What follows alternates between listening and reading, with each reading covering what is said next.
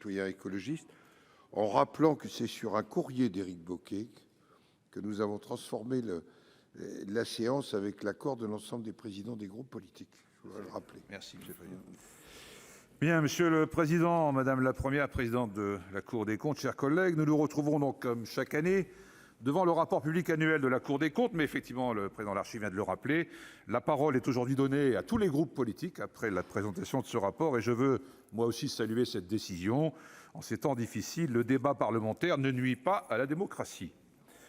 Malgré tout le respect que nous avons pour les magistrats de la Cour, dont les travaux sont régulièrement utilisés, évoqués dans ces murs, l'obsession omniprésente de la réduction de la dépense publique exposée nous fait bien sûr grincer des dents. Réduire le déficit et la dette publique, rationaliser les dépenses, voilà les discours qu'on entend régulièrement au fil des pages du rapport.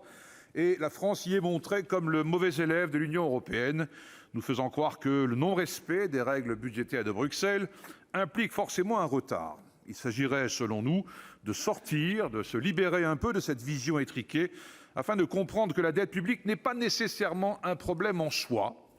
Je sais qu'on ne partage pas tous cet avis, mais je suis convaincu de cette idée. Réduire la dépense publique dans l'unique but de réduire la dette est contre-productif, car couper dans les dépenses, c'est priver la population et au bout, c'est aussi freiner la croissance.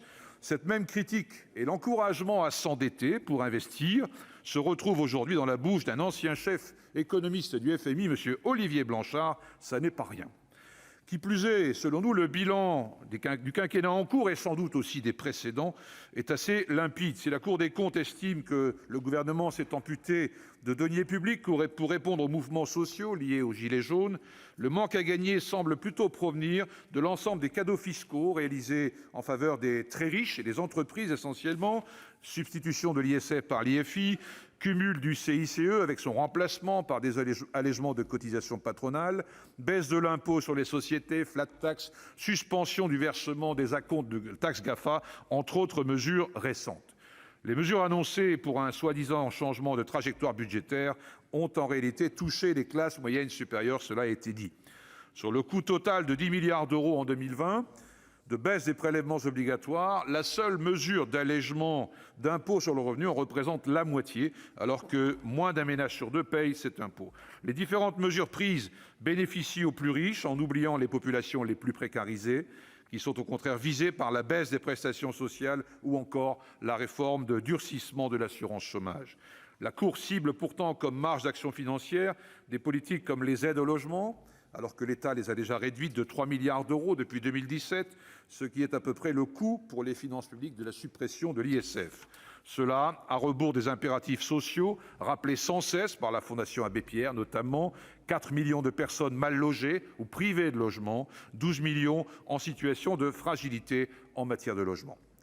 Les récents travaux, tant du comité d'évaluation de la réforme de la fiscalité du capital, institué par le gouvernement lui-même, que de l'OFCE, révèlent que les récentes réformes ont surtout bénéficié aux 5% les plus riches, aspirant à eux seuls plus du quart des 17 milliards d'euros distribués aux ménages depuis 2017, avec un gain de 2 905 € par an, alors que le mythe du ruissellement n'est en rien mesurable.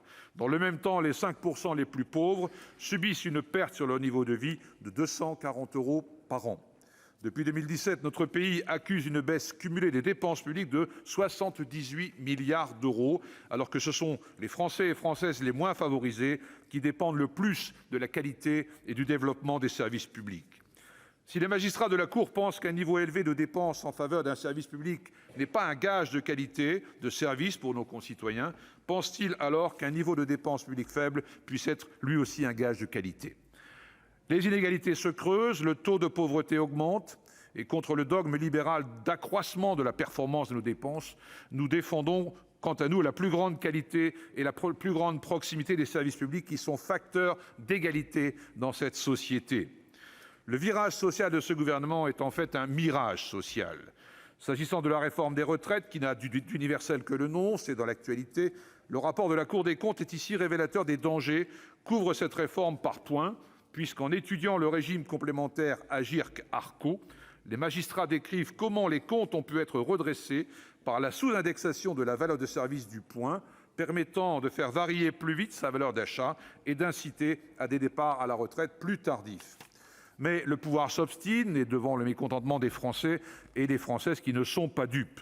Pour conclure, Madame la Première présidente, mes chers collègues, j'ai bien écouté vos propos sur la nécessaire amélioration des comptes publics, mais chacun comprendra que je ne partage pas vos conclusions tout à fait. Une citation pour terminer, Robert Sabatier, qui nous a dit « Lorsque la mémoire était la seule écriture, l'homme chantait. Lorsque l'écriture naquit, il baissa la voix. Lorsque tout fut mis en chiffres, il se tut. » Fin de citation. Ce soir, le Sénat ne s'est pas tu, et c'est une bien bonne chose. Merci. Merci.